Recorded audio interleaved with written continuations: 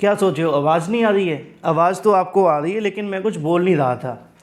और बोल इसलिए नहीं रहा था क्योंकि बोलने के लिए यहाँ पे जो चीज़ है उसको सुनकर निश्चित तौर पे आपको पहले तो सदमा लगेगा, या आप पहले ये कहेंगे कि सर ये संभव नहीं है। लेकिन फिर भी मैं आप सभी को बताना चाहता हूँ कि यूपी टीजीटी पीजीटी को लेकर एक बड़ी अपडेट सामने निकल कर आ रही है।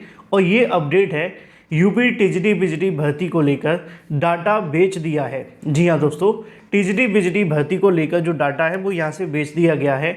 अब बेचने का जो रीज़न है उस पर ही बात कर लेंगे, साथ ही साथ टीजीटी पीजीटी भर्ती के रिकॉर्ड को रद्दी में क्यों बेचा गया उसको लेकर भी बात करेंगे। साथ ही भर्ती प्रक्रिया के साथ साथ नए शिक्षा सेवा चयन आयोग के हाथ खड़े करने के बारे में भी जानकारी देंगे, क्योंकि उत्तर प्रदेश में अजब गजब माहौल देखने के लिए मिलता रहता है, खास तौर पे भर्ती आयोगों को लेकर।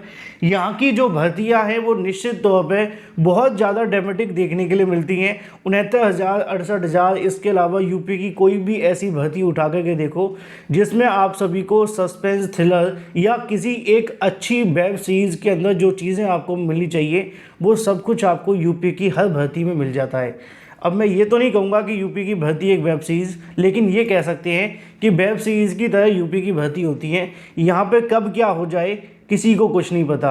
अब बात इतनी महत्वपूर्ण है आप सभी के लिए क्योंकि यहाँ पर जो शिक्षक होता है उसको समाज का आईना कहा जाता है, लेकिन आज का समय कुछ ऐसा है कि उनके साथ खिलवाड़ किया जाता है।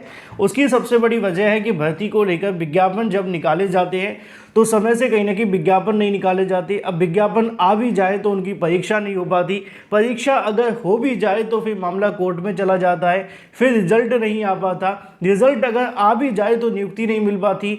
ये जो मैंने बातें कही हैं आपको हर भर्ती में लागू होती हुई दिखेंगी।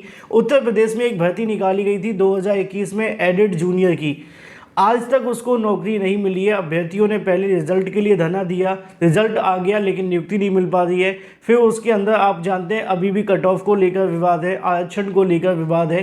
तो ये उत्तर प्रदेश की भर्तियों को लेकर किसी एक भर्ती में हम बात नहीं कर रहे हैं, ऑलमोस्ट सभी भर्तियों में यही आपको जो हाल है वो देखने के लिए मिलता है। और अब एक मामला है टीजीटी पीजीटी भर्ती को लेकर। अब टीजीटी पीजीटी भर्ती आप जानते हैं कि जो आप सभी की भर्ती है वो काफ़ी ज़्यादा विवादित रहती हैं।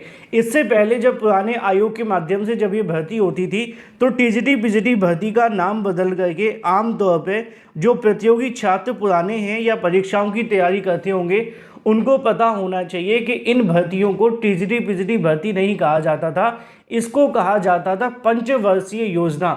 यानी कि एक ऐसी योजना जो आज निकाली गई है और 5 साल तक ये चलेगी और उसके बाद जाकर के कंप्लीट होगी और तब आपको बेनिफिट मिलेगा, क्योंकि टीजीटी पीजीटी में हमेशा से यही हुआ है। आपको इतिहास के तौर पे 2011 की भर्ती की बात कर लो, उसमें भी यही हुआ। 2013 की बात करो, आज तक पूरी नहीं हुई। 2011 की भर्ती आज तक पूरी नहीं हुई। 2016 की भर्ती आज तक पूरी नहीं हुई है, उसमें बहुत सारे विवाद हैं। एकमात्र 2021 की ऐसी वैकेंसी है जो पूरी हो गई, लेकिन उसके अंदर बहुत सारी चीज़ें थी, सुप्रीम कोर्ट ऑफ इंडिया का ऑर्डर और भी बहुत सारी बातें।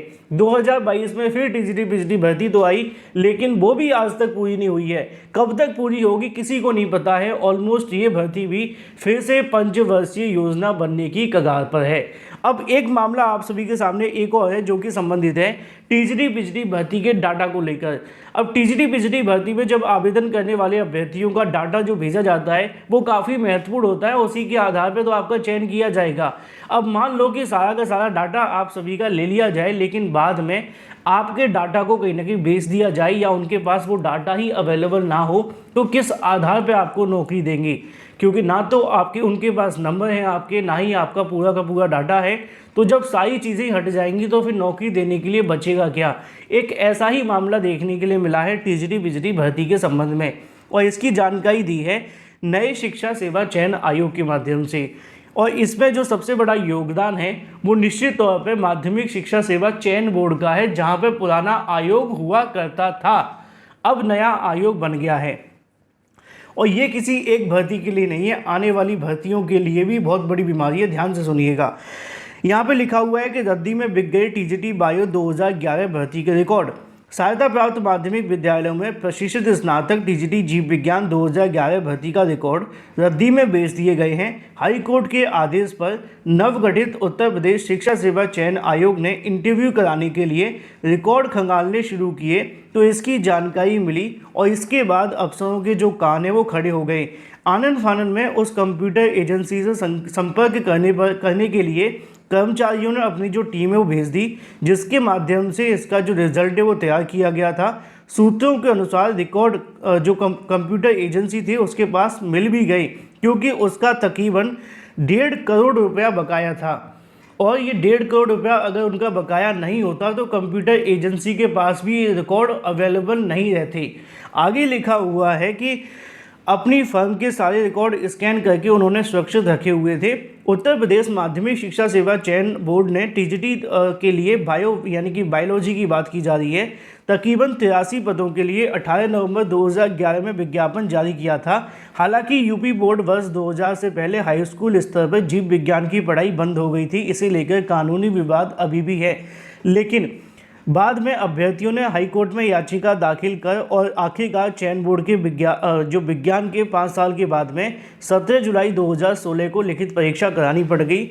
इस परीक्षा का परिणाम घोषित होने से पहले जो चयन बोर्ड है उसने कहीं ना कहीं 12 जुलाई 2018 को बायो 2016 के 304 पदों भर्ती को निरस्त कर दिया। इस फैसले के खिलाफ अभ्यर्थियों ने हाईकोर्ट में याचिका दाखिल कर दी और न सिर्फ 2016 की परीक्षा हो गई, बल्कि पूरी की पूरी अगर बात की जाए टीजीटी बायो 2011 का जो मामला है वो कानूनी अड़चन में ही उलझा रहा। अभ्यर्थियों ने फिर से हाईकोर्ट में कहीं ना कहीं जो हाईकोर्ट ने लापरवाही को लेकर खासी नाराज़गी जताई। हाईकोर्ट की सख्ती के बाद जनवरी 8 2023 को टीजीटी 2011 की लिखित परीक्षा का परिणाम घोषित कर दिया, लेकिन इंटरव्यू नहीं हो पाया क्योंकि तब तक चयन बोर्ड के अंदर जो सदस्यों का कार्यकाल है वो पूरा हो गया था। इतना समय बीतने के बाद रिक्त 83 पदों पर सत्यापन के लिए 35 ही कहीं ना कहीं अभ्यर्थी जो मिले और उधर नए आयोग ने गठन के बाद 5 सितंबर को ही पहली बैठक में अध्यक्ष प्रोफेसर कीर्ति पांडे ने एक कमेटी का गठन किया था, जिसमें टीजीटी बायो 2011 के इंटरव्यू कराने के संबंध में रिपोर्ट मांगी। कमेटी ने जब दस्तावेज ढूंढने की कोशिश की तो पता चला कि यहाँ पे जो कहने की भर्ती के रिकॉर्ड हैं उनको रद्दी में बेचा जा चुका है। अब आप अंदाज़ा लगा करके देखिए कि माध्यमिक शिक्षा सेवा चयन आयोग, जिसके माध्यम से भर्तियां होनी थी टीजीटी पीजीटी की, और उन भर्तियों के लिए इंतज़ार में थे लाखों अभ्यर्थी, या यूं कहें कि चाहे 2011 के अंदर ये भर्ती निकाली गई थी, आज 2024 चल रहा है, 13-14 साल के बाद भी अगर ये भर्ती पूरी ना हो तो ऐसी भर्ती होने से अच्छा है कि बेरोजगार ही रह जाना। क्यों?